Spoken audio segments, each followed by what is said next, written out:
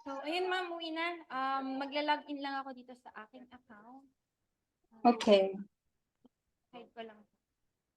So, i-click nyo lang tong economy portal, mapawaw sa web browser or sa phone. Tapos, i-login nyo lang po ito.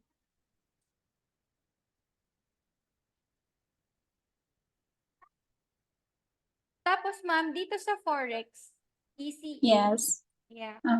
Click nyo po tong Learn ECA. Ipapakita ko sa inyo yung, kung ano yung unahin nyo na panoorin kapag gusto nyo matutunan paano i-trade yung Manara. Okay. So, kung medyo tinatamad kayo tapusin yung basics, yung advanced, medyo marami kasi yun. Dito, pwede nyo talunan itong live trading sessions, Forex Yeah. LPS, Manara, Forex and Manara Training. Ayan, from Ay, nakapunta na din ako dyan. Pero, yeah, napanood ko yan. Yung scalping, napanood ko, tsaka yung isa. Ito, napanood nyo na siya. Meron din Yan, tong, hindi pa. Hindi ko pa yan natapos lahat. ito yung advanced videos. So, bali, actually, ito live trading session na pwede nyo po siyang masabayan actually, maka-attend ng klase niya si Ralph. Ito siya, Okay. halos daily po siya live trading session. Tapos, check nyo na lang kung ano man, kung okay ba yung time sa inyo. Yan, pwede kayo Kasi, mag-interact. okay. So, if hindi pa po kayo maka-attend sa mga ganyan, may mga recorded sessions naman. So, ito po yun. Live trading session, Forex LPS, Manara, Forex and Manara training. Ito naman, past weekly sessions. Ito Okay. yung ina-upload nila yung regular meeting nila. So, turo ko na lang sa inyo ng live ngayon. And para maintindihan ko paano po gamitin ang Manara. So, balik tayo kay Yes. Forex. Yeah. Manara. Click natin itong Access Manara now.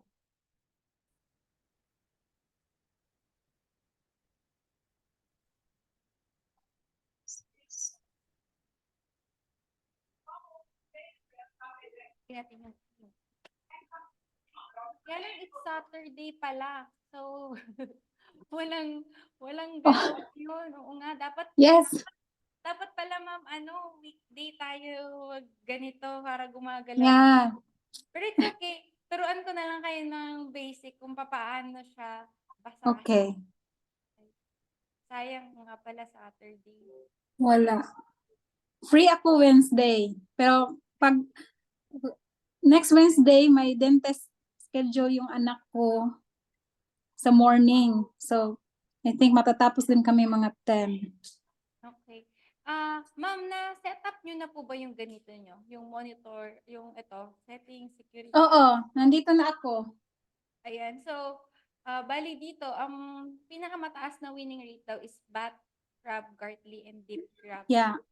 So, yan yung, sorry, Deep Crab. Butterfly. Butterfly, Bat, Crab, Gartley. Pero ito, pinindot ko lang yan kasi gusto ko lang kayang makita kung ano itsura niya dyan. Anyway, kapag dito ka sa monitor, makikita mo tong status. Merong incomplete, complete, successful. Dito siya sa, dito. Kapag pinili mo all, makikita mo yung trades na incomplete pa yung pattern.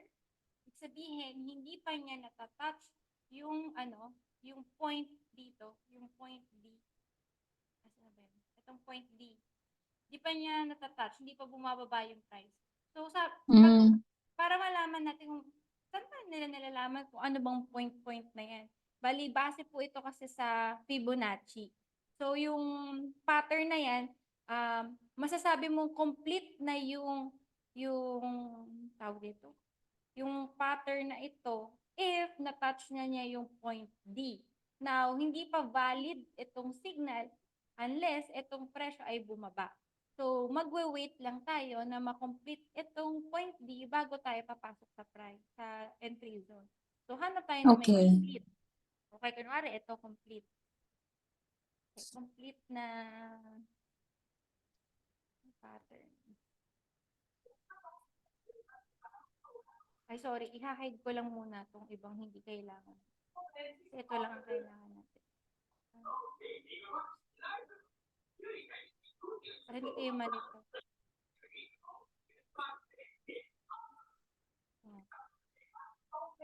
Tapos, forex, commodity, yan yung mga gusto ko makita. Tapos, pwede naman tong mature. Pag sinabing mature, ang lalabas yung mga mas filtered yan eh. Ito kagaya nito. Day. Eh, na ano na niya, na-complete na niya, na-touch na niya. So, pag sinabi niyang complete, tapos na-check nyo kung ano na siya, nag-touch na yung price dun sa point D. Currently, eto, pwede natin itong sabayan. Nandito siya sa entry, nasa entry Mm. price zone. So, eto, isa-set natin yung stop loss at 1.3794. And then yung TP1 at TP2, siya na yung nagsabi kung saan ba yung tayo magko-close ng trade. So, base din yan sa Fibonacci. Kaya, yun yung maganda dahil ika-copy-paste na lang natin yung mga ganitong price. Kasi before, nung nagsa-start ako sa Forex, parang wala akong idea saan ba to ilalagay. Ano ba yung chart na yan? Ano ba yung stop loss? So, para maiwasan natin yung sunog, ma'am, Yeah. always put a stop loss and calculate po, Yes. ma'am, yung risk per trade. Kasi po kapag ang tao hindi maglalagay ng stop loss, tendency yan, sunog po talaga. Always trade 1 to 2% lang per trade.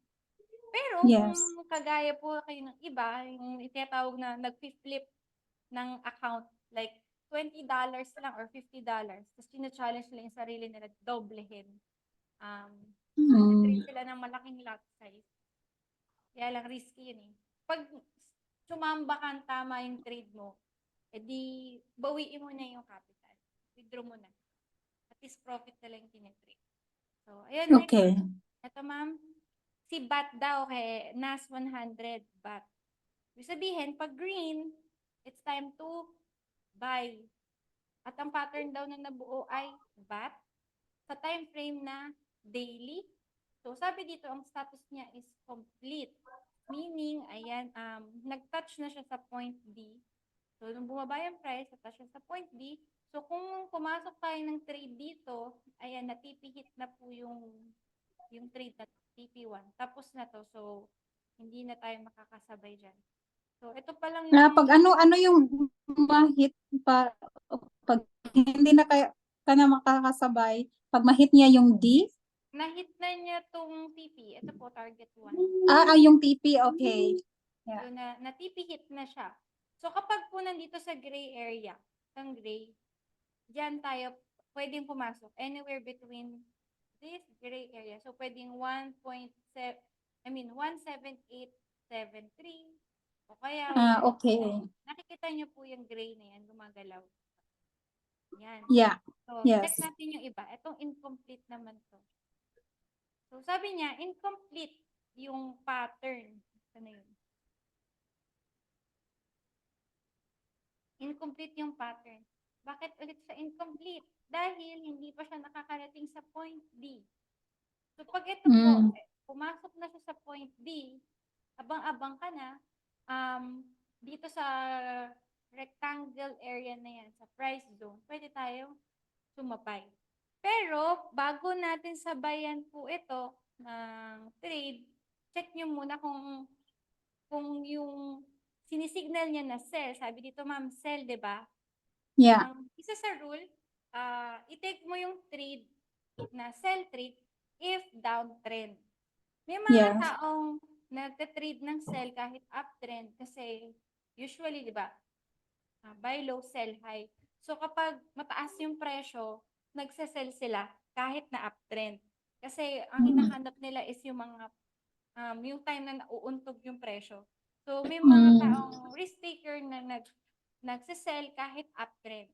Pero para lang mas safe, kumbaga mas mataas yung chance na tama yung trade natin, i-check natin if ano ba yung market structure, kung ano ba yung trend neto. Kagaya nito, si Euro, si HF, sabi dito, sell. Ayan o. Pag sinabi kasing sell, gusto po natin bumaba yung presyo. So kapag ito, umaakyat dyan, paakyat, na-reach na yung point D, sabi po dito, it's time to sell. Gusto natin bumaba ulit yung presyo dito. So, ang next step na gagawin natin is to check ano po ba yung trend na nakikita nyo, ma'am. Sa isang tingin lang, anong trend nakikita nyo dito sa daily chart? Is it an uptrend or downtrend? Anong trend yan, ma'am? Uptrend or downtrend? Downtrend. Bakit kaya downtrend? Kasi ano, pababa. Pababa. Oo. Ano ba yun? It's Oo. forming lower. Ito yung highs. Nakikita niyo yung high? Yes. Peak. It's forming Yeah. high.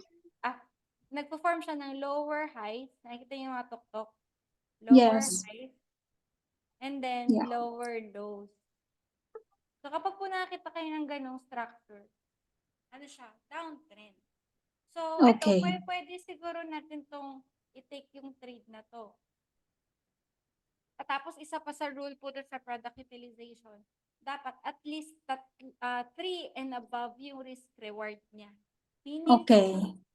kung nag-risk tayo ng $1, pag natalo to ng $1, yung trade natin, yung pwede naman natin mapanalunan, 3.27.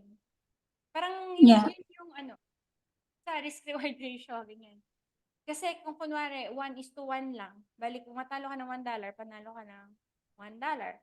Pero kapag po naman mataas yung risk-reward ratio mo, kasi kung maka-experience ka man ng loss sa 10 trade mo, kahit 5 beses ka lang po nanalo, tapos 5 beses ang talo, kung nagsistick ka sa ganyang klaseng risk-reward ratio, overall, may profit ka pa rin. Para madaling maintindihan, parang ganito siya. Kung talo ka ng tigwa $1 kada trade, pero pag nanalo ka naman, tigti $3. So, loss ka ng $5, nanalo ka ng $15. So, 15 minus 5 is 10. Di ba? Yeah. Profit ka pa din. Kahit na yung winning rate mo is 50% lang. So, Okay. napaka-importante, kinakalculate natin yung risk per trade.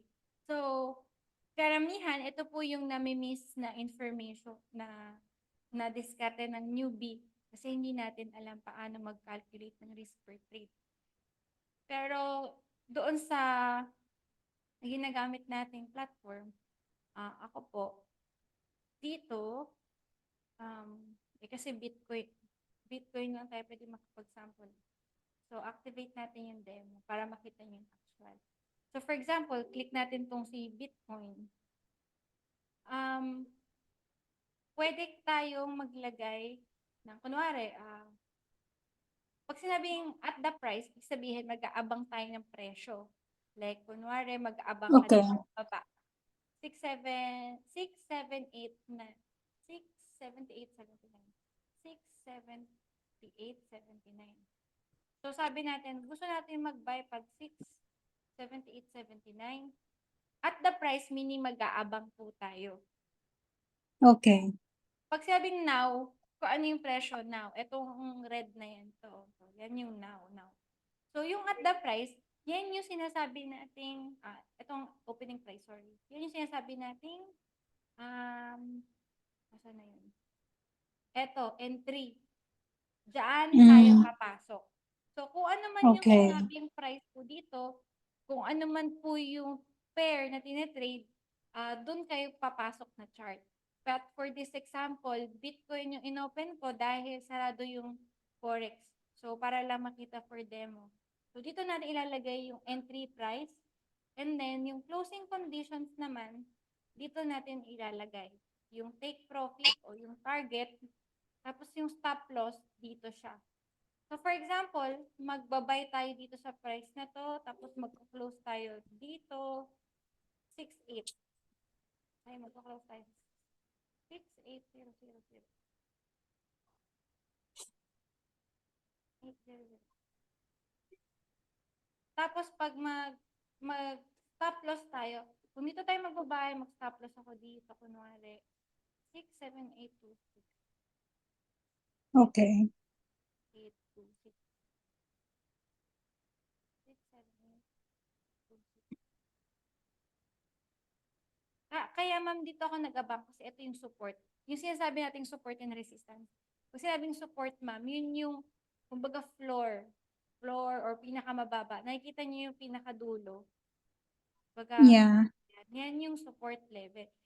Kapag tingnan niyo Okay. po to, pag gumuhit ka ng ganito, yan ang support. Yung support, yung dating resistance, yung pinag-uuntugan ng presyo, resistance, now support na siya. Diba? Okay. Habang tayo dito, tapos kung kunwari gusto ko mag-stop loss dito, meaning yun yung masasabi ko sa sarili ko na, okay, pag bumaba yung presyo dito, out na ako sa trade na to. Talo na ako, mali yung analysis ko.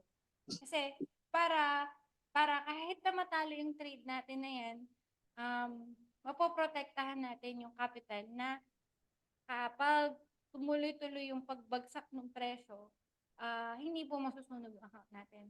So, for this example, ma'am, ito, 0.01, sa ganitong trade na setup, mag-open ka na presyo at 67895, 67. Kung dito tayo mag-open ng trade, tapos dito tayo mag-close, target profit. Kunwari, ma'am, ito yung finipid ni Manara.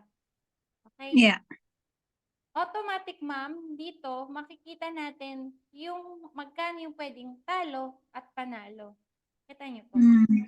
Okay. So, nako-compute na siya. Kumbaga, naiintindihan niya na, okay, pwede pala akong matalo dito ng 0.53. So, pag tinaasan niyo po yung lot size niyan, siyempre, mas mataas yung, yung pwedeng kitain at pwedeng matalo. Ayan, so kunwari, kanina, 0.50 something lang to. Pag ito akong Yeah. 0.02, tumataas siya. Itong Okay. demo account na to, I think, sent account to, kaya ganyan. Hindi nag-update. Kapag to ginawa nyo, ma'am, 1.00, tingnan nyo, malaki kita. Malaki talo. Yeah. So, ganyan po mag-calculate ng risk per trade. Alamin nyo muna yung risk mo, yung willing mo to lose. Kasi ma'am, kahit po sabihin natin na sa trade na to, okay sa'yo na matalo ng $5. Minsan po, meron tayong tinatawag na slippage. Na kahit na-calculate mo na $5 yung talo mo, magko-close siya at 67826. May mga time na kapag sobrang volatile ng market, ng presyo, pag merong news, pag sobrang bilis ng galaw ng presyo, hindi po natutupad yung kinalculate nating 1 to 2%. Mama, ito may chance ball. Minsan, minsan 10% yung talo natin. Yun, na-experience din namin yun. Kaya minsan, hindi ka ayun, nakita niyo. O kung nag-buy tayo, No, please. nag-buy pala tayo. Di, Okay, hatcha ba? nag-buy tayo ngayon, kumikita na sana pala tayo. Ito yung minute 1. No, please. Minute Word. 1. Ito yung ginagalaw ng presyo per minute. So, kung nag-trade tayo kanina dito, 6, 7, 9. I'm sorry. What do you want? No, liquors. Yeah, it's liquor. Okay, hammer pot. Sorry. Sige Hammer po, pot. ako din kanina. Bigyan ko lang siya ng masarap na pagkain. Okay na yan. I can take chocolates. Okay na. Okay, go ahead, Miss Sige po. Jenny. Sorry.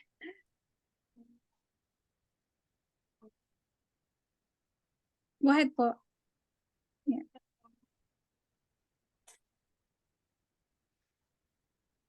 Ito, ma'am. Kung sakaling nag-place tayo ng trade nung 6,7,900 dito, 6,7,900. Kung nakapag-buy tayo kanina at Mama, that price, ito na yung kinikita sa atin natin ngayon. Oh, okay. So, TP natin 6,7,975. Kunwari, ito yan. Ito yung current price. No? Na, na siya, actual na kumikita na tayo sana. Ano. So kapag Okay. naman, kung nakapag-buy tayo dito, tapos biglang bumaba yung presyo, mahihit naman yung stop loss. So ang talo natin ay $3. Ngayon, let's say, kunwari, meron na tayong trade dyan. Ang ginagawa namin, para maprotektahan yung profit, let's say, kumikita na po tayo dito. So yung stop loss na nandito kanina,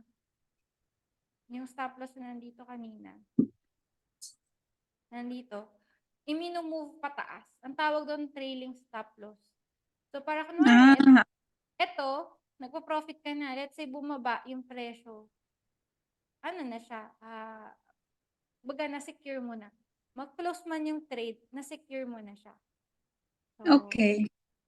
pakita. Kahapon nag-trade ako. Na-hit yung target profit 1. Minumove ko yung stop loss Ayun, ko. tama yun. Tama. Yeah. Tas na-hit ko yung kasi yung nag-work kasi ako kahapon pero nag-try ako ng isa galing sa Manara. Mm-mm. Yun, nag-ano siya. Yun na-hit talaga. Hit. Oo. Yun. Pero kasi sa work ko kasi katabi ko lang yung boss ko, yung apat na director katabi sa akin kaya isa na-enter ko. Okay lang yun. Pero, actually yung pala, isa sa tip, ang ginagawa po ng iba, kumari ito, TP1, 2, 3. Pwede kayo mag-place ng 3 order. 3. Iba-iba yung lot size. Iba-iba yung TP. So, yung isa, magko-close pag na-hit yung TP1. Yung isa, magko-close pag na-hit TP2, TP3, TP4. So, baga, Okay. ina-chop-chop. I see. Okay, pwede pala sabay-sabay. Isang pair? Pwede. Kaya lang kung okay lang to pag malaki ang iyong fund, Pero kung sa wala ka kasing cent account kasi nasa Europe ka eh. So, classic account. Kasi kaya ma'am, kung sana meron kang relative or na pwede makapag-open gamit yung yung document ay naka-address sa Philippines, maganda yun yung gamitin mo. Kasi mas conservative po yung cent account. Kasi sa cent account, pwede tayo mag-order ng yung 0.01 niya, 0.01 lot dito. Yung 0.01 lot, katumbas niya ng 10 units yung binili.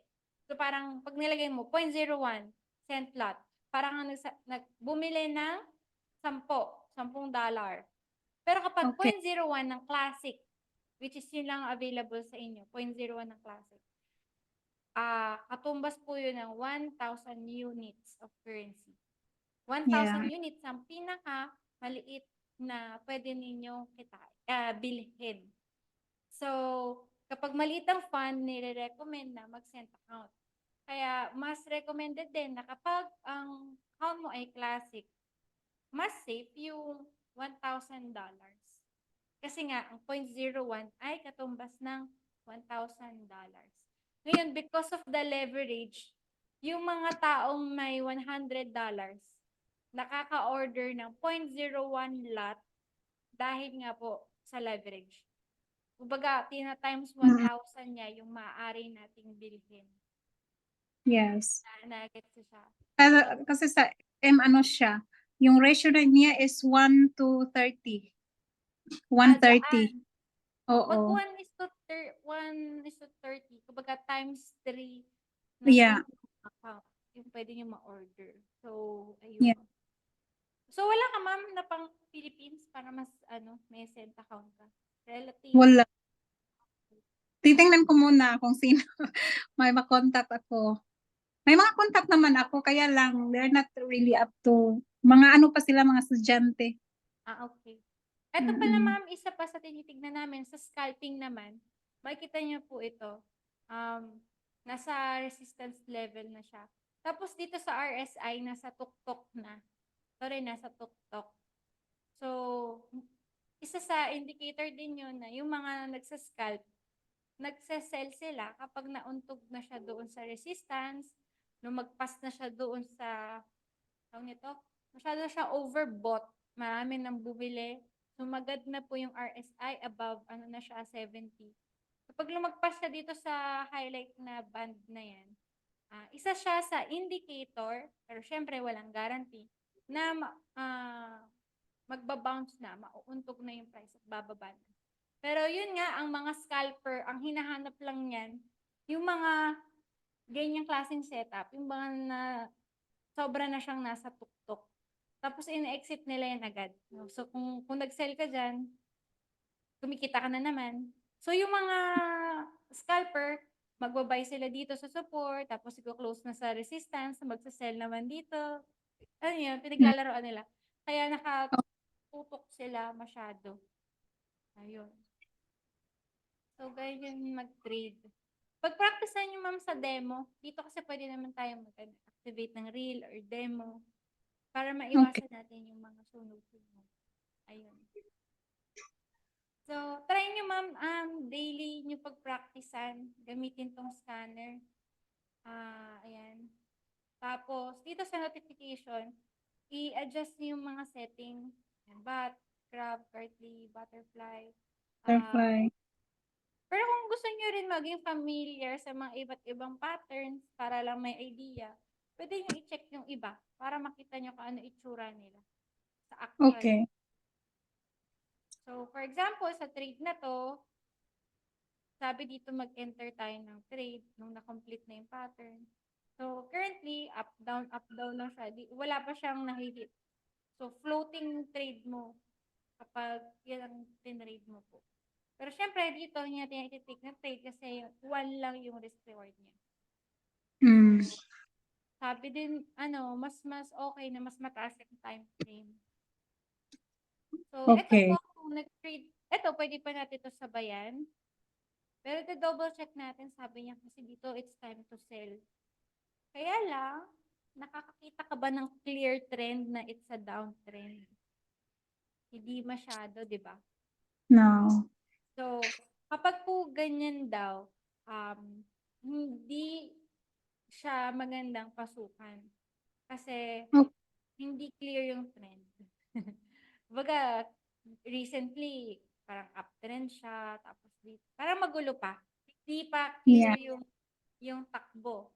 Kaya sabi, pag ganyan, iwas na lang tayo, iwas tayo sa ganyan setup. Pero, if meron namang signal dito na sell tayo dito sa M30, yung mga scalper, kapag dito sabi sa pattern, it's time to sell. Sa mga scalper, pagpunta nila sa 1-minute chart, kung makikita nyo po, yung mga scalper, dito naman sila naghahanap ng opportunity. Wait lang. Automatic na rin pala nilalagay ni Manara yung mga support and resistance. Yung blue na yan, yung blue line. Yan Okay. yung mga support and resistance. Siya na yung nag-drawing for us. Ibig sabihin, yan yung mga presyo kung saan most likely mauuntog yung price or babasagin niya yung level na yan. So, kung scalper ka, ano bang nakikita mo? Yan, up, down, up, down. So, dito, pwede ka mag-sell kasi nasa tuktok na siya nitong previous na presyo. Pero sabi dito, ang technical indicator, sabi niya, strong buy. Mag-buy ka daw. Pero yung mga pattern niya, sell. So, anong gagawin mo? Ang trend nga daw ay strong buy. Tapos sabi niya dito, mag-ano ka daw. Mag-sell ka. So, pag ganun, huwag mo i-take yung trade. Okay. Kasi, baka matalo ka. Kasi ang tinuturo nga, na trend is your friend. Pwede mo siyang gawin, pero risky. So, sa Forex, patataasin mo na lang yung, kumbaga yung chance mo na tama yung analysis, tama yung trade mo. Kasi actually, ma'am, minsan, kahit naman gaano kaganda yung, kahit gaano kaswak yung signals, kahit lahat ng tao sinasabi mag-buy tayo, lahat ng technical indicators, fundamental analysis, lahat ng news sabi mag-buy tayo. Kung merong unexpected event, like pandemic, gera, Yeah. pwede tayong kalabanin ng market. Kaya lagi pong maglalagay ng stop loss. So, ayun. Pero kumbaga sa forex, mas maganda pa rin na sunod na lang tayo sa sinasabi ng market. Kung uptrend siya, sabay lang tayo sa hanap lang tayo by signal para more chances of winning, kumbaga. So, kung Okay. sinasabi niya dito, strong na buy siya. Hindi naman porket sabi dito buy, magba-buy ka na. Alam mo bakit? Hindi ka dapat mag-buy. Bakit tayo hindi dapat mag-buy, ma'am? Kahit Kasi sinabi ano, niya strong buy. Kasi, kasi yung pattern niya is downtrend. saka, nasaan siya? Nasaang level siya? Nasa support ba siya o nasa resistance?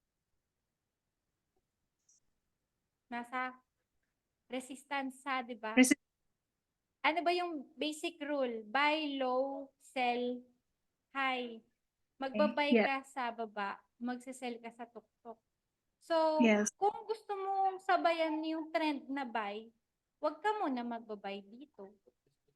Pwede ka mag-buy,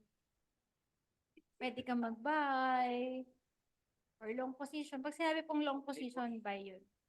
Pwede ka mag-buy kapag kunwari bumaba ulit dito. Parang aabang ka ba? Okay. Kaya yun dapat sa ano pending, di ba? Oo. Pero yung iba, sa mga scalper, usually market execution sila eh. Pero kapag yun nga, masyado kang busy, pwede ka naman mag-analyze ng chart, pwede tayo mag-pending order. So, kung kunwari dito, gusto mo mag-buy, so pwede kang mag-abang ng ganyan. Like, kahit di ka nakatutok sa chart, nag-place ka ng buy dito. Kapag yan bumaba yung presyo, na-hit, so, hintayin mo na lang kung ma-hit ba yung target mo o ma-hit Okay. yung SL mo. Pwede mo siyang hayaan. So, kunwari, busy ka, saglit ka lang pwede mag-analyze ng presyo. So, ayan, pwede mo abangan na lang. Magkaroon ka ng pending order. So, kunwari, Okay. nasa resistance ka, sabi mo, atras natin. Let's say, wala pa tong pangyayari dito, wala pa yan. Sabi mo, ay, uptrend siya, nagpo-form siya ng higher high, higher low. Tapos nandito yung current price, kunwari, wala pa to. So, ang gagawin mo ngayon, kung busy kang tao, pwede kang mag-abang ng pending order. So, ganito yung scenario usually. Kunwari, ayan, gusto natin mag-buy dito, buy dito. So, bumababa yung presyo, hindi mahigit hanggat hindi siya bumababa sa sinet mong pending order. Ngayon, ito na yung madalas na nangyayaring senaryo. Minsan, kapag yung SL mo ay masyadong malapit, kapag po bumaba dito yung price, anong mangyari? Na-hit yung Na-hit yung stop loss. stop loss bago Yung umakyat. yeah. Natipihit siya sana, Kaya may mga tao po na hindi naglalagay ng stop loss. Kasi nayayamot po sila kasi madalas nahihit Ma-hit yung muna bago umakyat. Kaya kadalasan yung mga tao hindi na lang maglalagay. Kasi sasabihin nila, ay, ano naman yan babalik din naman yan Pero paano kung hindi bumalik? yeah. Doon po nauubos yung fund ng tao. So, yung iba po, kung ito yung sinasabi na support level, so, uusod mo lang Babaan. ng konti. Yeah. Usod mo lang ng konti. And then, tsaka mo i-calculate dito sa calculator.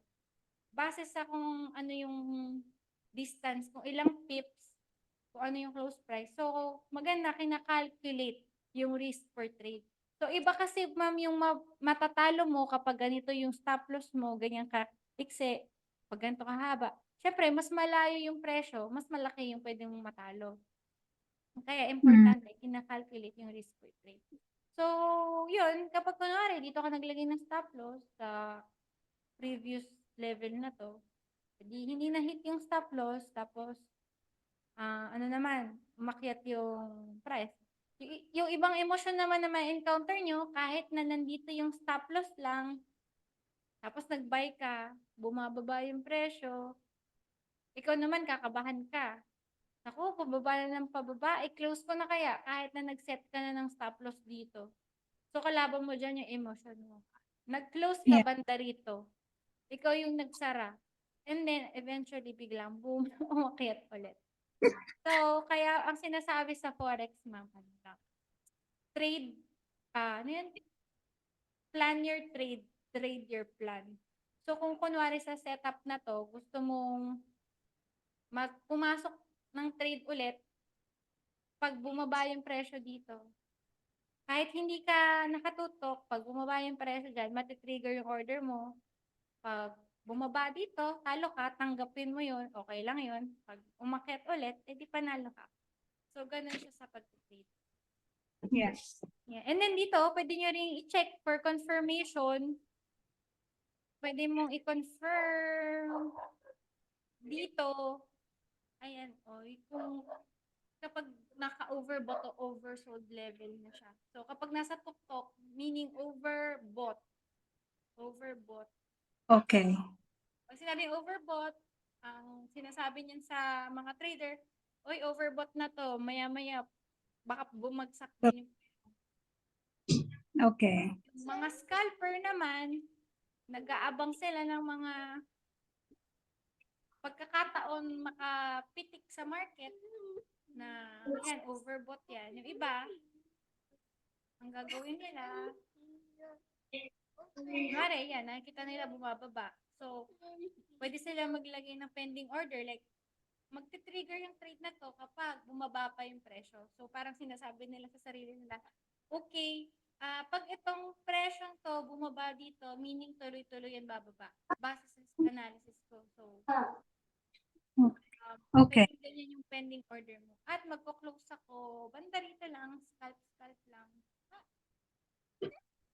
So, pag bumaba yung presyo, i-close yung trade banda rito. Pag mali naman yung trade ko, at na-hit yung stop loss, ayun. Pwede tayo mag-analyze mo. Okay. Kahit busy ka, pwede ka mag-pending order. So, ito ma'am, nag-analyze pa tayo ng mga support and resistance eh.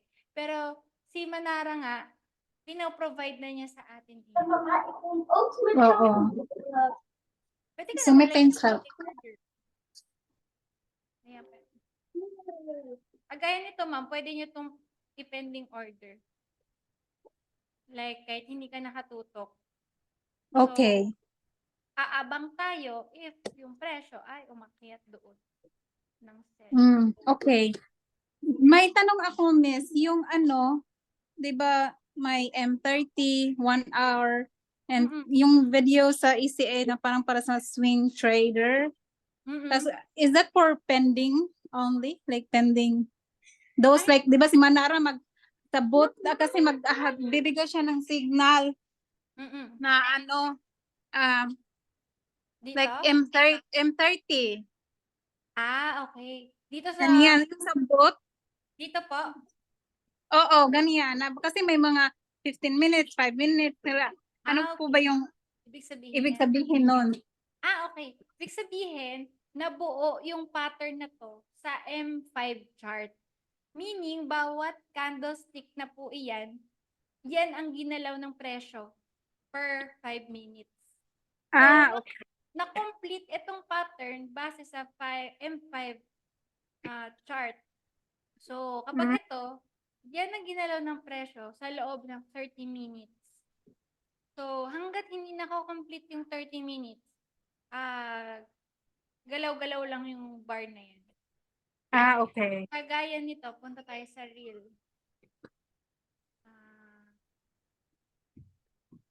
Kagaya nito, ma'am. M1 to. Okay. So, itong candle na yan, gumagalaw siya. Kung ano man yung presyo. Ayun. Tapos, magko-close yung bar, yung candlestick na yan, after a minute. Bigat siya. Okay. Ayun. Okay, now naintindihan ko na. Kasi hindi ko kasi, first, kaya kiniklik ko lang yung M30, M15 and 1 hour, tsaka 4 hours. Kaya ako ng mga signal ni Manara. Hindi ko, kasi ano na kasi siya yung price now na kasi siya. Tapos, kailangan na, hindi ko kasi naintindihan, kailangan ko ba mag-antay ng mga 4 hours or 30 minutes bago ko i-out? Ay, Kahit nag- hindi. Yung i-out mo siya, ma-out siya kapag na-hit yung target or yung No. stop loss. Okay. Ilalagay mo na. Like, kunwari, para madaling intindihin, pinagsesell tayo ng 55 pesos kasi may pattern na nabuo. So, sabi, mag-sell ka 55 pesos ngayon. Mag-stop loss ka kapag umabot yan ng 60. Tapos kapag yung target mo, gusto natin bumaba yung value ng 45. So kapag umakyat yung presyo ng 60, talo ka ng 5 piso. Kapag naman bumagsak yung presyo ng 45, panalo ka ng 10. 10 pesos. Okay. Gets nyo? So, Yes. mako-close lang siya kapag na-hit yung stop loss or target. Depende kung saan gagalaw. So, walang nakakaalam. Kung ano. Okay. So, So ngayon naintindihan ko na yun. Ano pala yun, nabuo yung pattern within that Yeah. time frame. So naintindihan ko na. So may ano na, may isa pa kong question. Like for example, kasi nag-work ako from 8:30 to 5. So, pero maaga ako na bumangon like 5 a.m. Tapos mag-set na ako ng pending order while at work. At least may pending order ako. Pwede ako hahanap sa sa Manara? Opo, like kagaya nito. May nakita kang hindi pa naman niya hindi pa naman siya hindi pa naman nahihit. Like ito, ma'am. Hindi pa niya nahihit. So, pwede mo na siyang ipwesto ba? Like, sasabihin mo, mag-aabang ako, magte-trade ako kapag yung presyo ay naging 191 dito sa GB. Okay. I-check So, yung papili pa yung yung incomplete? Or mag-ano lang kayo? Browse lang kayo ng ng Manara? Pagka complete, minsan, kagaya nito, complete. Meaning, yung iba, complete na, pero hindi pa na-hit yung TP. So, yung iba, umakyat dito. Pero, kahit na umakyat na dito, minsan, nag-aabang pa sila bumaba uli. Kasi, minsan, nagre-retrace o nagpo-pullback. So, pwede pa silang mag-abang ulit. So, if ever, kunwari nakita mo dito, umakyat na siya. Nahuli ako, pero gusto kong sumabay. Pwede kang mag-abang ulit if bumaba dito. Pwede kang mag-place ng pending order. Kasi minsan, yung mga pagkakataon na bago siya lumipad, bababa muna. So, pag na-trigger yung trade mo, tapos umakyat ulit, pipihit ka. So, if nagtuloy-tuloy na siyang umakyat, pwede mo na i-close yung pending order mo. Like, ano na siya, expired na yung order mo. Hindi na siya valid. So, yung mature na, yung all naman pala, all, makikita mo lahat ng ganap. So, gagaya yan, mga successful trades yan. Yan. Like, nag-send siya ng signal dito, na TP hit, TP1, TP2, tapos na bumaba pa nga. So, dito kung hindi ka naman naglagay ng target, inuusod-usod mo yung TP, tapos inuusod mo din yung stop loss, pwede mas malaki pa yung pinita. Yeah. Girl. Pero nung may sa live session, sabi niya don't move your TP because it's a feeling of greed. Maingay na yung baby ko, kaya magpapaalam na muna ako. Sige, ako din kasi gusto niyang maglaro. Okay, thank you so much, Mami. Salamat kayo. Bye-bye. Okay, bye-bye. Salamat po. Bye-bye. Say bye-bye. Bye-bye. Bye-bye. Ano ba to? Sige po. Bye-bye. Mag-leave na ko. Bye-bye. Okay po. Salamat po. Salamat din.